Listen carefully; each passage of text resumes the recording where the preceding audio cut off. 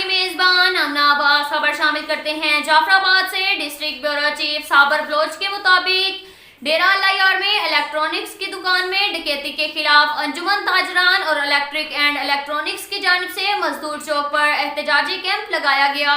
एहतजाजी camp में अंजुमन ताजरान समेत सियासी और समाजी शहरियों ने कसीर तादाद में शिरकत की। डेरा अल्लायार में राजा इलेक्ट्रॉनिक्स की दुकान में डकैती के खिलाफ Anjuman Tajiran electronics and electric union एहतजाजी कैंप में खिताब करते हुए इलेक्ट्रिक सदर अयाज जमाली, प्रेस सेक्रेटरी दौलत खान रिंद, प्रीतम सोनू कुमार, पप्पू गाजानी, हाफिज मीर दोस्त खोसा ने कहा कि राजा इलेक्ट्रॉनिक्स की शॉप पर 2 माह कबल डकैती की वारदात हुई, जिसमें चोर दुकान के ताले तोड़कर 1.5 लाख कैश समेत 2 लाख के कीमती इलेक्ट्रॉनिक का सामान ले उड़े। 2 माह का अरसा गुजर जाने के बावजूद पुलिस की झूठी तसल्लियां देती रही कि वो मुलजिमान को गिरफ्तार करके मतलूबा सामान और नकदी बरामद करेंगे।